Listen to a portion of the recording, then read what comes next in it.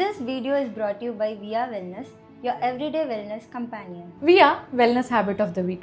இன்றைக்கி frozen shoulder கண்டிஷனை manage பண்ணுறதுக்கு ஒரு வெல்னஸ் ஹேபிட் பார்க்கலாம். இப்போ மோஸ்ட் ஆஃப் த பீப்புள் என்ன சொல்கிறாங்கன்னா, டே ஃபுல்லாக எனக்கு ஒன்றும் தெரியல, பெயின் இல்லை அப்படின்றாங்க. ஆனால் நைட்டானா அவங்க பெட்டை பார்த்தாலே அந்த பெயின் வந்து ஸ்டார்ட் ஆகிடுது. அது ஏன் மேம்? இது ரொம்ப காமனாக இருக்கக்கூடிய ஒரு இப்போ அந்த மாதிரி இருக்கிறவங்கலாம் என்ன மேம் பண்ணுறது?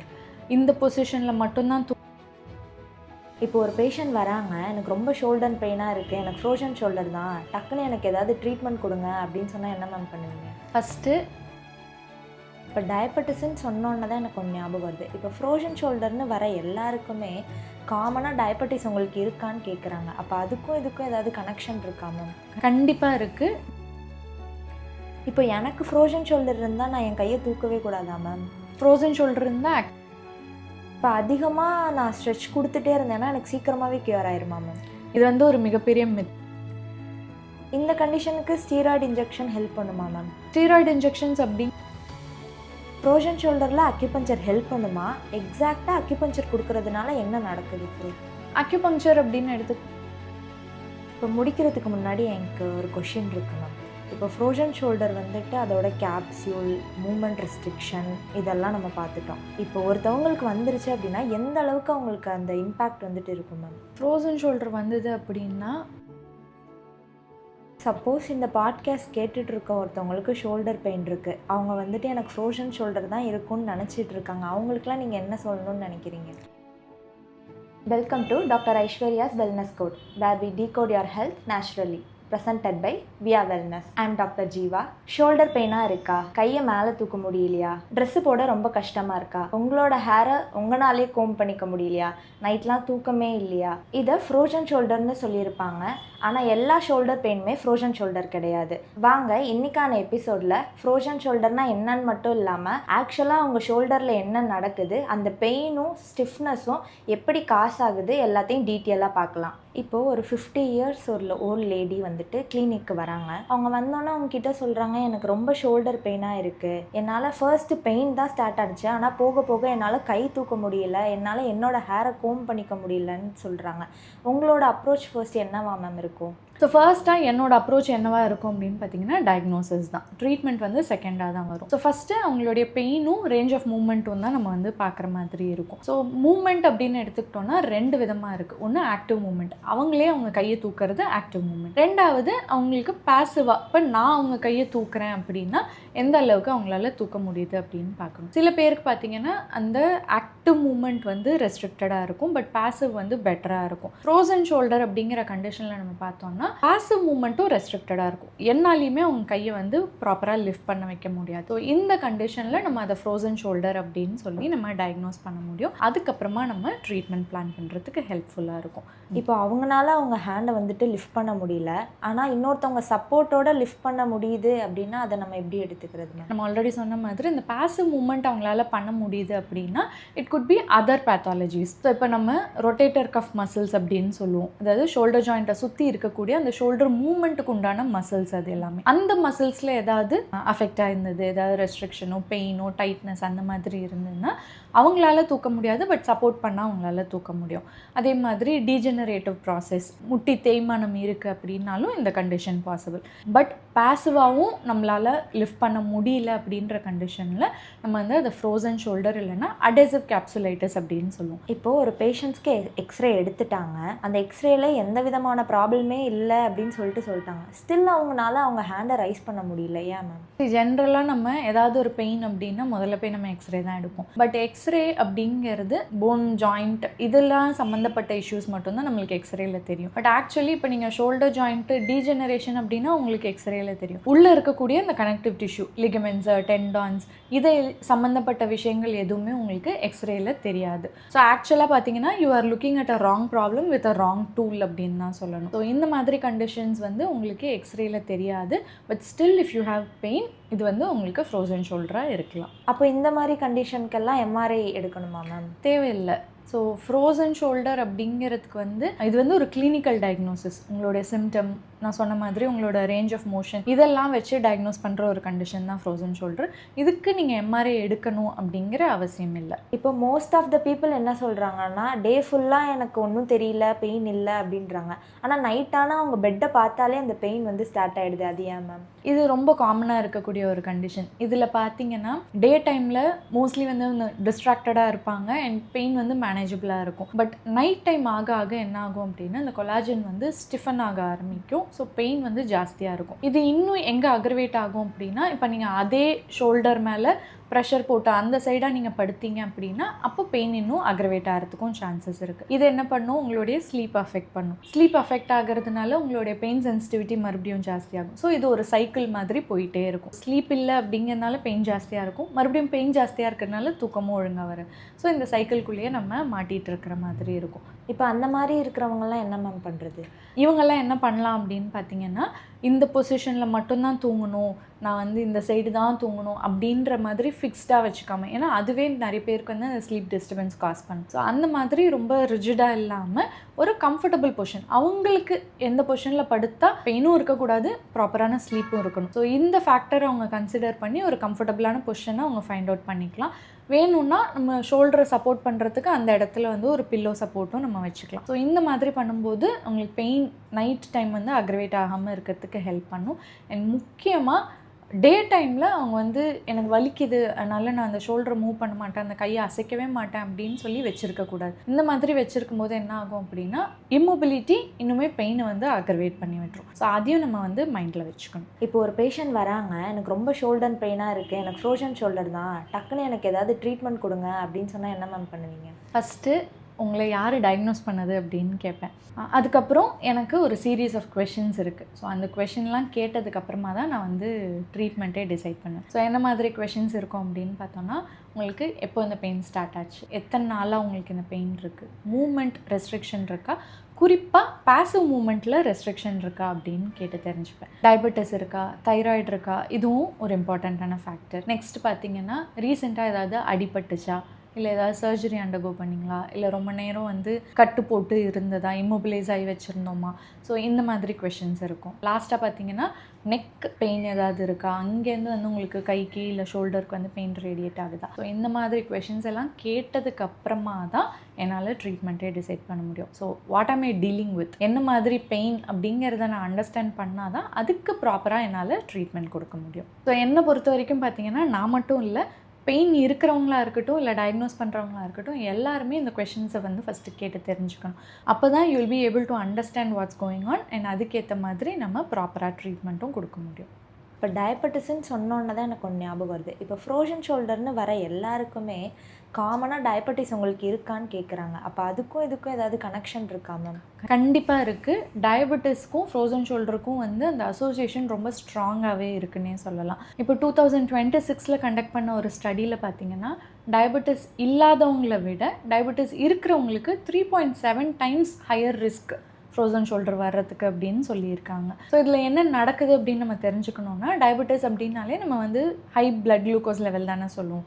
ஸோ இந்த கண்டிஷனில் இந்த ஹைப்பர் கிளைசிமியாவாக இருக்கட்டும் அண்ட் இது மூலியமாக இந்த சுகர் இருக்குது தெரியுமா. ஸோ இது வந்து என்ன ஆகும் அப்படின்னா ப்ரோட்டீனோட ஃபேட்டோட பைண்ட் ஆகும்போது அட்வான்ஸ்டு கிளைகேஷன் என் ப்ராடக்ட்ஸ் அப்படின்னு சொல்லுவோம். ஸோ இந்த காம்பவுண்ட்ஸ் வந்து பிளட்டில் ஜாஸ்தியாக இருக்க ஆரம்பிக்கும். ஸோ இது என்ன பண்ணும் அப்படின்னா இந்த கொலாஜன்லாம் ரொம்ப டைட்டாக ஆக்க ஆரம்பிச்சிடும், இன்ஃப்ளமேஷன் காஸ் பண்ணும், ஸ்டிஃப்னஸ், பெயின், இது எல்லாத்தையுமே இது காஸ் பண்ணும். ஸோ இதனால தான் பார்த்தீங்கன்னா டயபெட்டிஸ் இருக்கிறவங்களுக்கு இந்த அடேசிவ் கேப்சுலைட்டிஸ் அப்படின்னு சொல்லக்கூடிய ஃப்ரோசன் ஷோல்டர் ரொம்ப காமனான ஒரு சிம்டமாக இருக்குது. ஸோ இந்த இன்ஃப்ளமேஷன்னால நம்ம பாடியில் அந்த மெட்டபாலிசம் அஃபெக்ட் ஆகும். இது மூலியமாக பார்த்தீங்கன்னா நம்மளுடைய கனெக்டிவ் டிஷ்யூ, இன்டர்னல் ஸ்ட்ரக்சர்ஸ் எல்லாமே அஃபெக்ட் ஆகும்.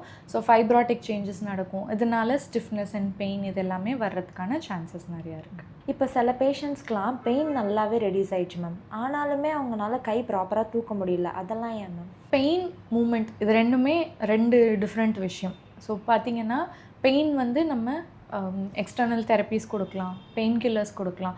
ஸோ இது மூலியமாக அந்த பெயின் கேட் பிளாக் பண்ணி பெயினை நம்மளால் சரி பண்ணிட முடியும். பட் ரெக்கவரி, அந்த கம்ப்ளீட் ரெக்கவரி அப்படிங்கிறது it is going to take some time. இது ரிப்பீட்டடாக நம்ம வந்து ரீஹபிலிட்டேஷன் கொடுத்து மட்டும்தான் நம்மளால் அதை ரெக்கவர் பண்ண முடியும். இதனால தான் நீங்கள் பார்த்தீங்கன்னா நிறைய பேர் வந்து பெயின்னு தான் போவாங்க, கை தூக்க முடியலன்னு தான் போவாங்க. ஆனால் அந்த பெயின் கம்மி ஆயிடுச்சு அப்படின்னு உடனே ட்ரீட்மெண்ட்டை ஸ்டாப் பண்ணிடுவாங்க. ஸோ அந்த மாதிரி பண்ணோம் அப்படின்னா நீங்கள் வந்து பாதி வழியில் நிறுத்துறீங்க அப்படின்னு தான் அர்த்தம். ஸோ கம்ப்ளீட் ரெக்கவரி வேணும் அப்படின்னா அந்த பெயின் மேனேஜ்மெண்ட் மட்டும் கிடையாது, நம்ம ப்ராப்பரான ரீஹபிலிட்டேஷன்னா ஒன்றும் இல்லை, எக்ஸசைஸ் கொடுக்கணும், நம்ம வந்து மூமெண்ட் தெரப்பி கொடுக்கணும். ஸோ இந்த மாதிரியான விஷயங்களை நம்ம ப்ராப்பராக கம்ப்ளீட் பண்ணணும். கட்டுக்கும் ஃப்ரோசன் ஷோல்டருக்கும் ஏதாவது லிங்க் இருக்கா மேம்? ஆக்சுவலாக கட்டுக்கும் ஃப்ரோசன் ஷோல்டருக்கும் டைரக்ட் கனெக்ஷன் அப்படின்னு நம்மளால் சொல்ல முடியாது, அதுக்கு எவிடன்ஸும் நம்மளுக்கு கிடையாது. பட் நம்ம இதை எப்படி பார்க்கலாம் அப்படின்னு பார்த்தோம்னா, ஸோ நம்ம கட் ஹெல்த் ப்ராப்பராக இல்லை அப்படின்னா நம்மளோட மெட்டபாலிசம் ப்ராப்பராக இருக்காது, இன்ஃப்ளமேஷன் ஸ்டார்ட் ஆயிரும் பாடியில். ஸோ இதனால் பார்த்திங்கன்னா நம்மளுடைய அந்த ஹீலிங்காக இருக்கட்டும், நம்மளுடைய அந்த இம்யூனிட்டி, இது எல்லாமே அஃபெக்ட் ஆகும்.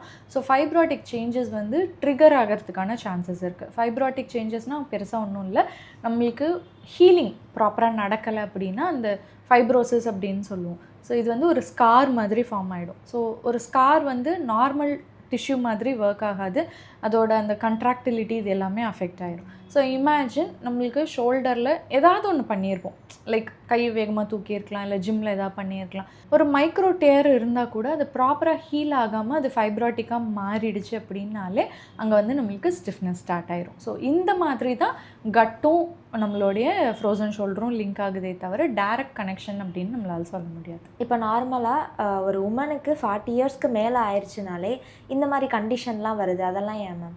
இதுக்கு நம்ம சொல்லணுன்னா அரவுண்ட் அந்த பெரிமெனோபாசல் அண்ட் மெனோபாசல் ஸ்டேஜில் பார்த்திங்கன்னா ஈஸ்ட்ரஜன் லெவல்ஸ் வந்து ட்ராப் ஆக ஆரம்பிக்கும். ஸோ ஈஸ்ட்ரஜனுக்கும் நம்மளுடைய போன் ஹெல்த்துக்கும் மசில் ஹெல்த்துக்கும் ரொம்பவே கனெக்ஷன் இருக்குது. ஸோ ஈஸ்ட்ரஜன் குறையும் போது பார்த்தோன்னா நம்மளுடைய அந்த கனெக்டிவ் டிஷ்யூஸாக இருக்கட்டும், போன் ஜாயின்ஸு, லிகமெண்ட்ஸ், டெண்டான்ஸ், இங்கெல்லாம் வந்து இன்ஃப்ளமேஷன் ட்ரிகர் ஆகிறதுக்கு சான்சஸ் இருக்குது. இதே மாதிரி இந்த ஈஸ்ட்ரஜன் ட்ராப் ஆகும்போது பார்த்திங்கன்னா மசில் பல்க் வந்து குறைய ஆரம்பிக்கும். ஸோ அதே மாதிரி அது கூடவே சேர்ந்து மசில் ஸ்ட்ரென்த்தும் குறைஞ்சிரும். இதனால் பார்த்தீங்கன்னா ஆல்ரெடி வீக்காக இருக்கிற ஜாயின்ஸை சுற்றி இருக்கிற மசில்ஸ்னாலையும் ப்ராப்பராக சப்போர்ட் கொடுக்க முடியாது. இதுவும் one of the reasons for your pain அப்படின்னே சொல்லலாம். இந்த ஸ்டடியில் பார்த்தீங்கன்னா இப்போ ஹார்மோன் தெரப்பி எடுக்கிறாங்க இல்லையா, அவங்களுக்கு 3.95% ரிஸ்க் இருக்குது அப்படின்னா ஹார்மோன் தெரப்பி எடுக்காதவங்களுக்கு 7.65% வந்து ரிஸ்க் இருக்குது அப்படின்னு சொல்லியிருக்காங்க. இது வந்து நம்மளுக்கு அந்த கனெக்ஷன் ஹார்மோன் ரீப்ளேஸ்மெண்ட் தெரப்பியாக இருக்கட்டும், ஈஸ்ட்ரோஜனோட லெவல் கம்மியாகிறதா இருக்கட்டும், இதுக்கும் நம்மளுடைய ஜாயிண்ட் ஹெல்த்துக்கும் வந்து நிறையவே கனெக்ஷன் இருக்குது அப்படிங்கிறத ப்ரூவ் பண்ணுது. இப்போ எனக்கு ஃப்ரோசன் ஷோல்டர் இருந்தால் நான் என் கையை தூக்கவே கூடாதா மேம்? ஃப்ரோசன் ஷோல்டர் இருந்தால் ஆக்சுவலி உங்களால் கை தூக்க முடியாது, தூக்கினா வலிக்கும். பட் அதுக்காக நீங்கள் மூமெண்ட்டை வந்து ரெஸ்ட்ரிக்ட் பண்ணக்கூடாது. நீங்கள் எவ்வளோக்கு எவ்வளோ அது அசைக்காமல் வச்சுருக்கீங்களோ அவ்வளோக்கு எவ்வளோ நீங்கள் அந்த கண்டிஷனை வந்து இன்னும் அக்ரிவேட் பண்ணுறீங்க அப்படிங்கிறது தான் அர்த்தம். ப்ராப்பரான கைடட் மூமெண்ட்ஸ் வந்து it is very important for frozen shoulder. இப்போ அதிகமாக நான் ஸ்ட்ரெச் கொடுத்துட்டே இருந்தேன்னா எனக்கு சீக்கிரமாகவே கியூர் ஆயிருமா மேம்? இது வந்து ஒரு மிகப்பெரிய மித்து. நிறைய பேர் பண்ணுற தப்பு என்னென்னா, ஒன்று அசைக்காமலே வச்சுருப்பாங்க, இன்னொன்று பார்த்திங்கன்னா ரொம்ப ஸ்ட்ரெச் கொடுத்து நான் மூமெண்ட் கொடுத்தேன், வலிச்சாலும் நான் மூமெண்ட் கொடுப்பேன், அப்போ தான் எனக்கு சரியாகும் அப்படின்ற மாதிரி பண்ணுவாங்க. அதுவுமே ஒரு ப்ராப்ளம் அப்படின்னு தான் நான் சொல்லுவேன். ஸோ அந்த மாதிரி நீங்கள் பண்ணும்போது என்ன ஆகும்னா, ஆல்ரெடி ஸ்டிஃபாக டைட்டாக இருக்கக்கூடியதை நீங்கள் இன்ஜூர் பண்ணுறதுக்கான சான்சஸ் நிறையா இருக்குது. சப்போஸ் நீங்கள் எதாவது டேர் பண்ணிட்டீங்கன்னு வச்சுக்கோங்க, அது ஹீல் ஆகும்போது மறுபடியும் உங்களுக்கு ஃபைப்ரோசிஸ் வரும், இன்னும் அந்த சிச்சுவேஷன் வந்து அக்ரிவேட் ஆகும். ஸோ ப்ராப்பராக ரீஹேபில் ப்ராப்பரான ரெக்கவரி எக்ஸசைசஸ் வந்து நம்ம கொடுக்கறது ரொம்பவே இம்பார்ட்டண்ட். எல்லாருக்குமே எம்ஆர்ஐ அவசியமா மேம்? எம்ஆர்ஐ அப்படிங்கிறது ஃப்ரோசன் ஷோல்டர் கண்டிஷனுக்கு கண்டிப்பாக தேவை கிடையாது. நிறைய பேர் இன்னும் நினச்சிட்டு இருக்கிறது என்னென்னா, இன்னும் பெரிய டெஸ்ட்டு, இன்னும் நிறைய டெஸ்ட் பண்ணோம் அப்படின்னா நம்மளுக்கு கிளியரான பிக்சர் கிடைக்கும் அப்படின்னு நினைக்கிறாங்க. பட் இந்த கண்டிஷனுக்கு உங்களுக்கு எந்த விதமான கிளினிக்கல் இன்வெஸ்டிகேஷன்ஸ் வந்து உங்களுக்கு தேவை கிடையாது. சிம்டம்ஸ் வச்சே நம்மளால் ஐடென்டிஃபை பண்ண முடியும். ஸோ ஃப்ரோசன் ஷோல்டர், எனக்கு ஷோல்டர் பெயினாக இருக்குது அப்படின்னா மிஞ்சி போனால் நீங்கள் எக்ஸ்ரே எடுக்கலாம், தேய்மானம் இருக்கா அப்படி பாருங்கள். சப்போஸ் இல்லை அப்படின்னா சிம்டம்ஸ் வச்சு நீங்கள் கன்க்ளூட் பண்ணிக்கலாம் இது ஃப்ரோசன் ஷோல்டர் அப்படின்னு. இந்த கண்டிஷனுக்கு ஸ்டீராய்டு இன்ஜெக்ஷன் ஹெல்ப் பண்ணுமா மேம்? ஸ்டீராய்டு இன்ஜெக்ஷன்ஸ் அப்படிங்கிறது உங்களுக்கு டெம்பரரி பெயின் ரிலீஃப்க்கு வேணால் ஹெல்ப் பண்ணும். ஸோ அந்த சமயம் பெயின் இல்லாமல் இருக்கிறதுக்கு you can have that injections. But அது ஷார்ட் டேர்ம் தானே தவிர கம்ப்ளீட்டாக ஃப்ரோசன் ஷோல்டர் கண்டிஷனையும் க்யூர் பண்ணுதா அப்படின்னு கேட்டால் அது ஹெல்ப் பண்ணாது. ஃப்ரோசன் ஷோல்டரில் அக்யூபஞ்சர் ஹெல்ப் பண்ணுமா? எக்ஸாக்டாக அக்யூபஞ்சர் கொடுக்கறதுனால என்ன நடக்குது? அக்யூபங்க்சர் அப்படின்னு எடுத்துக்கிட்டோம்னா ஃபர்ஸ்ட் வந்து உங்களுக்கு பெயின் ரிலீஃப்க்கு ஹெல்ப் பண்ணும். ஓகேவா.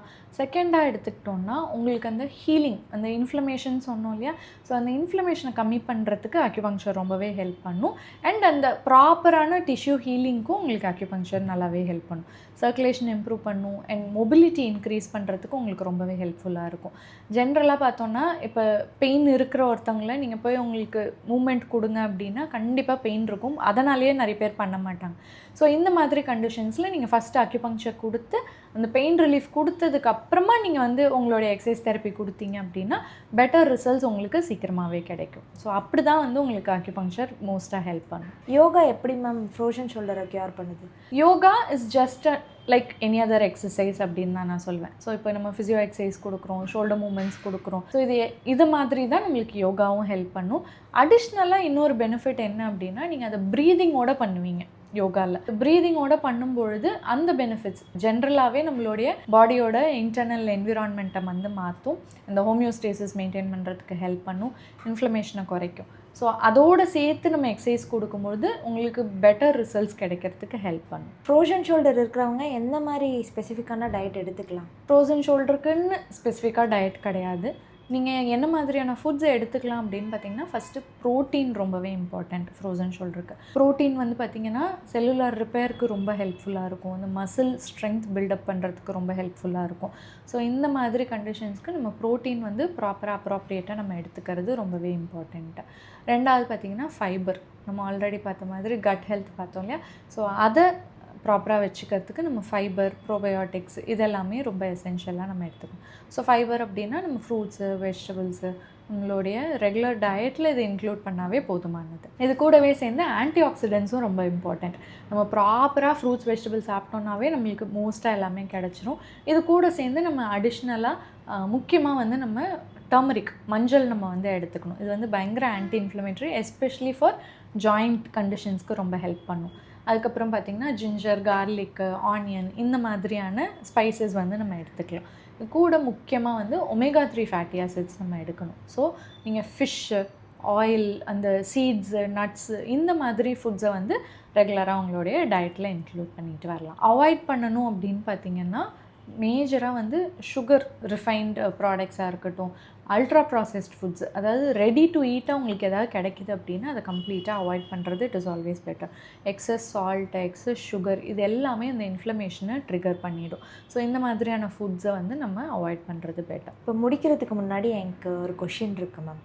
இப்போ ஃப்ரோசன் ஷோல்டர் வந்துட்டு அதோட கேப்சியூல், மூமெண்ட் ரெஸ்ட்ரிக்ஷன் இதெல்லாம் நம்ம பார்த்துட்டோம். இப்போ ஒருத்தவங்களுக்கு வந்துருச்சு அப்படின்னா எந்த அளவுக்கு அவங்களுக்கு அந்த இம்பேக்ட் வந்துட்டு இருக்கும் மேம்? ஃப்ரோசன் ஷோல்டர் வந்தது அப்படின்னா ஜென்ரலாக பார்த்திங்கன்னா அவங்களுடைய டெய்லி ரொட்டீன் ஆக்டிவிட்டீஸ் வந்து அஃபெக்ட் ஆக ஆரம்பிக்கும். ஃபார் எக்ஸாம்பிள் பார்த்திங்கன்னா அவங்க தலை சீவ முடியாது, அவங்க ட்ரெஸ் அவங்களால போட்டுக்க முடியாது, மேல் ஷெல்ஃபில் இருக்கிற பொருளை வந்து எடுக்க முடியாது, கார் ஓட்ட முடியாது, பைக் ஓட்ட முடியாது, சமைக்கிறது கஷ்டமாக இருக்கும். இந்த மாதிரியான நிறைய மூமெண்ட் ரெஸ்ட்ரிக்ஷன்ஸ் வந்து அவங்களுக்கு இருந்துகிட்டே இருக்கும். இது ஒரு கட்டத்தில் என்ன ஆகும் அப்படின்னு பார்த்திங்கன்னா பயப்பட ஆரம்பிச்சிருவாங்க.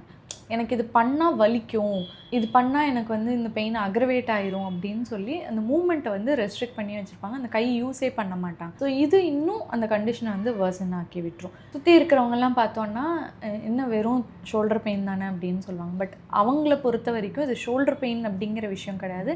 இது அவங்களால இண்டிபெண்ட்டாக எந்த ஒரு விஷயத்தையும் பண்ண முடியல, எல்லாத்துக்குமே யாரையாவது டிபெண்ட் பண்ணணும் அப்படிங்கிற மாதிரி ஆகிடும். அவங்கள ட்ரீட் பண்ணும்பொழுது நம்மளும் அதே அளவுக்கு அந்த எம்பத்தியோட இந்த பெயினை மட்டும் ட்ரீட் பண்ணாமல் அவங்களுக்கு திருப்பி அந்த ரொட்டீனை பண்ணுறதுக்கான கான்ஃபிடென்ஸை வந்து கொடுக்கணும் அப்படின்னு தான் நான் சொல்லுவேன். ஸோ இந்த மாதிரி பார்த்திங்கன்னா அவங்களுடைய டே டு டே லைஃபையே வந்து பயங்கரமாக அஃபெக்ட் பண்ணுற அளவுக்கு ஃப்ரோசன் ஷோல்டர் வந்து சிவியராக இருக்கிறதுக்கு நிறைய பேர் நம்ம பார்க்குறோம். இதை ஏர்லி ஸ்டேஜஸ்லேயே உங்களுக்கு ஷோல்டர் பெயின் இருக்குது அப்படின்னா அது ஏர்லி ஸ்டேஜஸ்லேயே டயக்னோஸ் பண்ணி அதை ப்ராப்பராக ட்ரீட்மெண்ட் எடுத்துக்கிட்டோன்னா பெட்டராக இருக்கும். சப்போஸ் இந்த பாட்காஸ்ட் கேட்டுட்டு இருக்க ஒருத்தவங்களுக்கு ஷோல்டர் பெயின் இருக்குது, அவங்க வந்துட்டு எனக்கு ஃப்ரோசன் ஷோல்டர் தான் இருக்கும்னு நினச்சிட்டு இருக்காங்க, அவங்களுக்குலாம் நீங்கள் என்ன சொல்லணும்னு நினைக்கிறீங்க?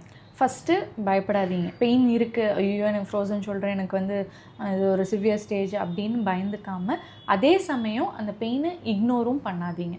ஸோ ப்ராப்பராக முதல்ல நீங்களே உங்கள் பெயினை வந்து நீங்கள் அனலைஸ் பண்ண ஆரம்பிக்கணும். ஸோ ஃபஸ்ட்டு அந்த பெயின் எப்படி இருக்குது, ஜென்ரலாக பார்த்தோன்னா இப்போ கழுத்துலேருந்து பரவுதா இல்லை வந்து எனக்கு ஷோல்டர் மட்டும்தான் வலிக்குதா, இந்த மாதிரி கொஞ்சம் அனலைஸ் பண்ண ஆரம்பிக்கணும். அதுக்கப்புறம் எந்த அளவுக்கு நம்மளுக்கு மூமெண்ட் ரெஸ்ட்ரிக்ட் ஆகுது, எது நம்மளுக்கு இரிட்டேட் பண்ணுது அந்த பெயினை அப்படிங்கிற அந்த ஃபேக்டர்ஸ் வந்து அனலைஸ் பண்ண ஆரம்பிக்கும். ஸோ அவங்க டே டு டே லைஃப்பில் அவங்க நோட் பண்ண ஆரம்பித்தாங்கனாவே அது வந்து கண்டுபிடிச்சிடலாம். ஸோ இதுக்கப்புறம் வந்து நம்ம ப்ராப்பரான ட்ரீட்மெண்ட் பிளான் வந்து அண்டர்ஸ்டாண்ட் பண்ணணும். ட்ரீட்மெண்ட் அப்படின்னு சொல்கிறது ஒன்று ரொம்ப ஓவராக அக்ரெசிவாக எக்ஸசைஸ்குள்ளே போயிட வேணாம், அட் த சேம் டைம் அதை வலிக்குதுன்னு இம்மோபிலைஸும் பண்ணிட வேணாம். ஸோ கரெக்டான ஒரு டாக்டரை அப்ரோச் பண்ணி அவங்கக்கிட்ட அட்வைஸோடு நம்ம ட்ரீட்மெண்ட்டை ஸ்டார்ட் பண்ணோம் அப்படின்னா இது நம்மளால் ஈஸியாக ட்ரீட் பண்ண முடியும். Via wellness habit of the week. இன்றைக்கி ஃப்ரோசன் ஷோல்டர் கண்டிஷனை மேனேஜ் பண்ணுறதுக்கு ஒரு வெல்னஸ் ஹேபிட் பார்க்கலாம். Move, nourish and sleep. ஒரு நாளைக்கு 10 மினிட்ஸ் ஆகுது ஜென்டல் ஷோல்டர் மூமெண்ட்ஸை ப்ராக்டிஸ் பண்ணிட்டு வாங்க. அண்ட் உங்களுடைய மீலில் ப்ரோட்டீன் அண்ட் ஃபைபர் ரெகுலராக இன்க்ளூட் பண்ணுற மாதிரி பார்த்துக்கோங்க. அண்ட் ஸ்லீப் பொறுத்த வரைக்கும் consistent bed time with sufficient support to your affected shoulder. இது எல்லாத்தையும் நீங்கள் ப்ராக்டிஸ் பண்ணிட்டு வந்தாலே உங்களுடைய ஃப்ரோசன் ஷோல்டரை ஈஸியாக மேனேஜ் பண்ணலாம். ஃப்ரோசன் ஷோல்டர்னால் வெறும் ஷோல்டர் ப்ராப்ளம் மட்டும் இல்லை. Inflammation, movement, metabolism, life style everything can play a role. பெயினை மட்டும் ட்ரீட் பண்ணக்கூடாது, ஹோல் பர்சனையுமே நம்ம ட்ரீட் பண்ணணும். Listen to your body, understand it and give the right care. Until next episode, stay healthy, stay curious. Shoulder பெயினால் suffer ஆகிட்டு இருக்க உங்கள் ஃப்ரெண்ட்ஸ் அண்ட் ஃபேமிலிக்கு இந்த வீடியோவை ஷேர் பண்ணுங்கள். இதை பற்றி உங்களுக்கு ஏதாவது டவுட்ஸ் இருந்ததுன்னா கமெண்ட் பண்ணுங்கள். இன் பர்சன் கன்சல்டேஷனுக்கு டிஸ்கிரிப்ஷனில் இருக்க நம்பருக்கு கால் பண்ணுங்கள். தேங்க்யூ.